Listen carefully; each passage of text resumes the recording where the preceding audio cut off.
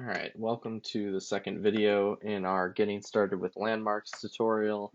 Um, Last time we created our own fork of the Landmarks repository here. So you see your account name and Landmarks, and then I showed you how to clone that to the desktop. Um, so here is our cloned copy, and then I showed you um, some basics on what Landmarks looks like when you open it for the first time in Unity here with the simple sample environments. So um, today I'm going to show you how to synchronize your fork with the main repository. That way you can get updates. Say I add a new task or someone else makes an update or fixes a bug. You can get that bug fix and fold it into your work without deleting your work or overwriting it or anything like that. I'll also show you some basic Git operations that'll be useful for using uh, GitHub with Landmarks. So let's go ahead and open a terminal window here and go to the location where we've stored the repository. Again, if you're using Windows, you'll want to be using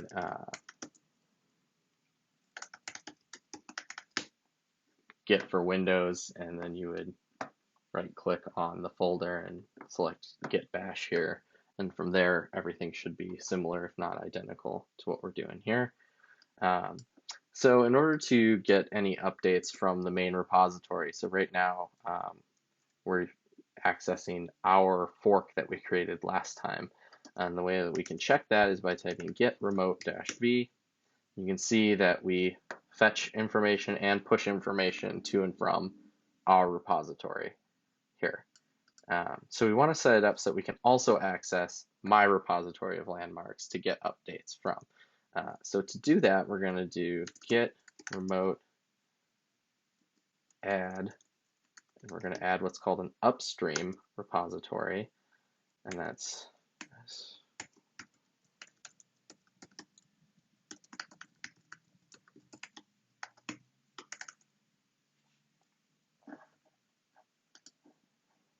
Just to make sure I've got that right.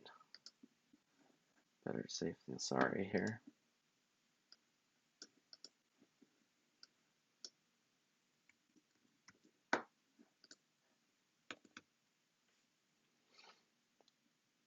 That. And then let's check now what our remote is. So if we do git remote-v again, now we see we not only have origin, which is our fork of the repository, we also have access to the main repository, which is now referenced by this upstream. And you can see that that uses my account's version as opposed to origin, which will be your version. All right, so now that we can communicate with the upstream, we can make sure that we have that information. So we can git fetch origin, that's our remote data. We can also git fetch upstream, which would be the main branch. So you can see right now there's just a master branch for that. So we've retrieved that. And so now we can actually start working in landmarks and know that we can safely fold in any updates that we get. And if we were to want to contribute, we could then also send our updates to the upstream branch as well.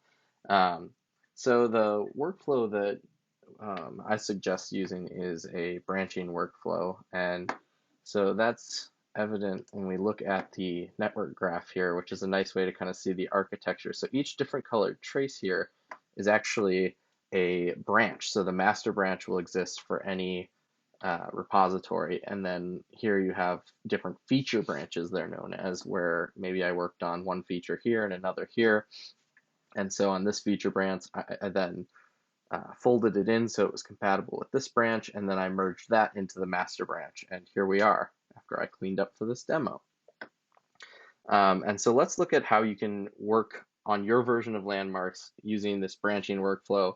If you don't want to use branches and you don't want to deal with all that Git complication, you can just push and pull from the master branch without ever creating a branch. But I recommend creating branches so that you always have your master branch, which is your stable version. All right, so let's go ahead and add a branch now. So we'll say git checkout, because we're going to check out a branch. We're going to use the -b argument to say create a new branch, and let's call it text. You can call it whatever you want to, but we're just going to change a text file or add a text file here. So we'll call it that. It says we've switched to a new branch called text. You can see with my fancy ZSH overlay, you can see which branch we're on. If you were to type get branch, here it's going to open this. On yours, it'll just list the branches with a star next to the branch that you're working on. And so now let's just make a change here. So we're on this branch, and let's say that we want to, for some reason we've lost the shaders here. Don't worry about that. Let's say that we just want to change a text file. So we have this file that we use for giving the message for when they need to take the VR headset off and take a break. Let's go ahead and just change the period to an exclamation point and save that file. Now let's go and check if Git has noticed that. So sure enough, it did notice that we have modified the break VR text. So now what we'll do if we want to push a change to our online repository. So right now that change exists locally. So first we need to add it or stage it using git add. I usually just use the period here, and that adds everything. So now that's staged for commit. So now we're going to commit it using git commit with the -m argument, and that git allows us a custom message. So we can say, let's just say more exciting VR breaks. You can put whatever you want in there. It's useful sometimes to reference the file that you've altered. All right, so you can see that's turned green. So now we've staged our changes, we've committed those staged changes, and now they're still local. They still only exist on this local machine's version. We want them to exist on here. So we can see that the last thing that got pushed to remote was when I cleaned up for the demo beforehand. So now let's git push origin, which is our repository, and let's push it to the branch text.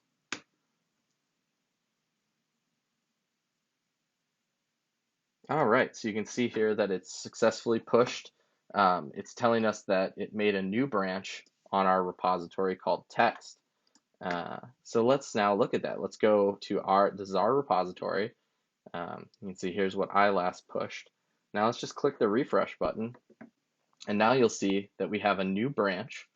This blue branch is a feature we're working on called text, and here is the commit that we just pushed that we made more exciting VR breaks. All right, so the next thing that we're going to do is we're going to merge that into our master branch. So let's say we've tested it out, that exclamation point is working fantastically. So we're ready for this to be a part of our master branch. So what we'll do then is git checkout again, leave that argument that we used before off, and just say master. And we're just going to switch to a different branch that we're on. So now if you type git branch, it's going to tell us that we're on master instead of text, which is right where we want to be. Okay, so normally we'd want to pull master into our branch and test it out before, but since we made pretty minor changes, I'm confident that that exclamation point isn't going to break everything. So we're going to type git merge origin. Actually, we have it on local here, so we're just going to say git merge text. All right. So it's going to perform what's called a fast forward merge, and it's just telling us that it was able to do this without any issues. In a later tutorial, maybe I will show you guys how to deal with conflicts that you have. So let's say that the master branch had an update that put a question mark at the end of that file. We would have been able to see that issue and resolve it. So let's go ahead now and have a look. So that should change. It's fast forwarded. So now, again, this has only happened locally. You can do this online for simple ones like this, but with conflicts, you'd be doing them locally. And then we need to push it to origin master. Okay. So now if we refresh this again, we'll see that those are essentially the same now. And at that point, you can delete that text branch because you no longer need it. but we won't worry about doing that right now. So actually, let's go ahead and go back to our text branch using checkout. And let's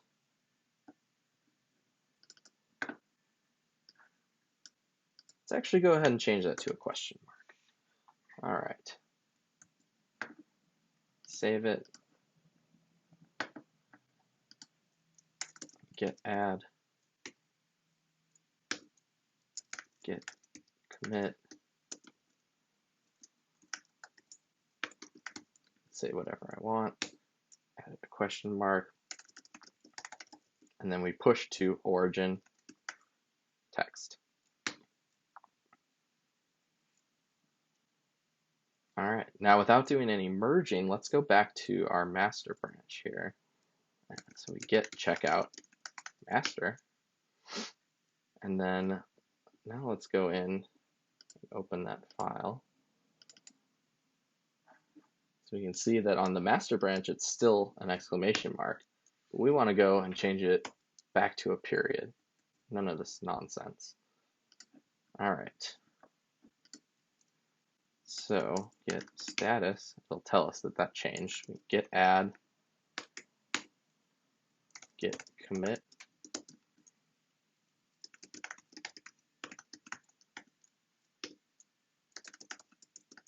Again, get pushed to our repository origin, and this time to the master branch.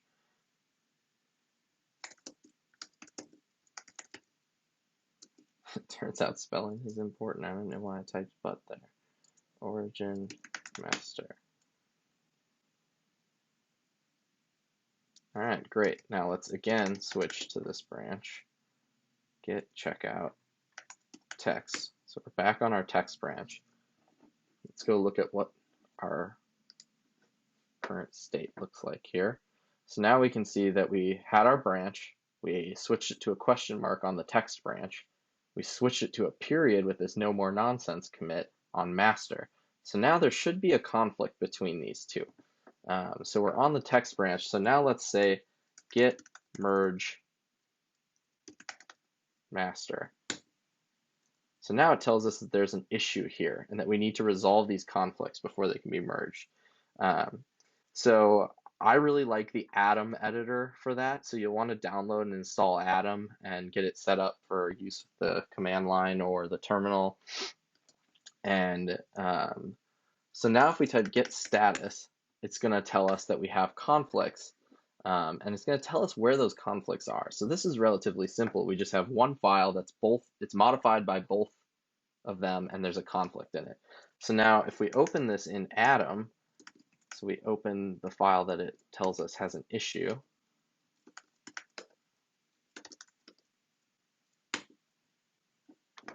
Okay, so that's going to open, and here we can see it's going to show what we have. So our branch is the text branch where we have this question mark, and it's going to show masters, which has the period. And the nice thing about Atom is it has this built-in Git tool. So it'll highlight where these differences are. If there was more stuff in here, anything that was common wouldn't be highlighted. And you can actually just go ahead and click whichever one you want, and it'll resolve the conflict for you. Then all we have to do is save it. Check the status again. It doesn't know yet, so we have to add it.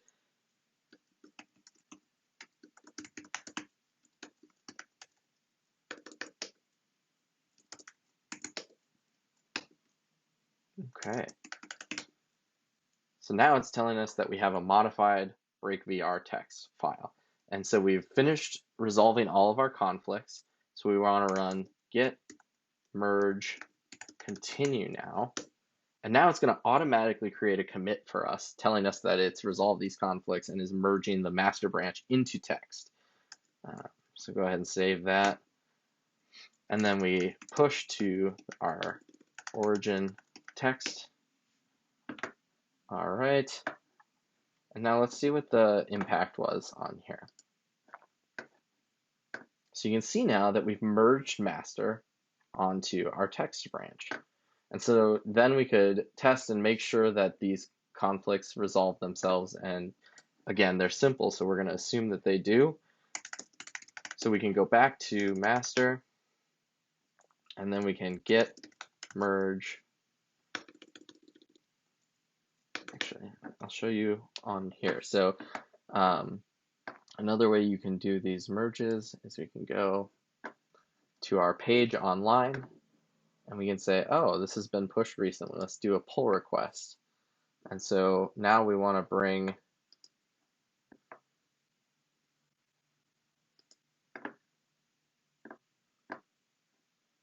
text into master. It's going to tell us, because we resolved those conflicts, it's going to say that we're able to merge automatically.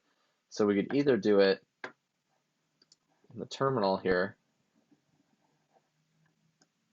or we can simply create the pull request online, and we could merge it like this. And it'll say you're all set. And then it'll tell you can even delete the branch then from here, because we're no longer using that branch. Go ahead and do that. You can do the same thing here because the branch is already up to date, merged, and pushed. So let's have a look, verify that. So our text branch should be gone now, and our most recent commit should be one that's merged together.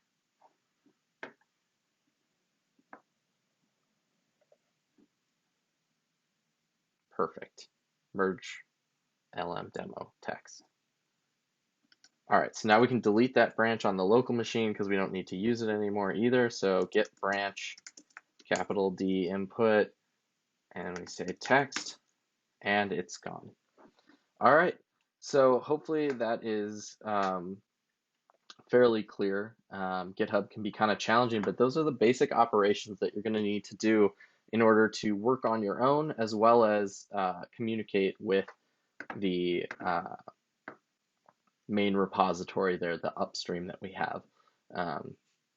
And so if there had been changes to that upstream repository, instead of trying to merge origin master, we would have tried to merge upstream master, or pulled upstream master in, and then done the same merging operations.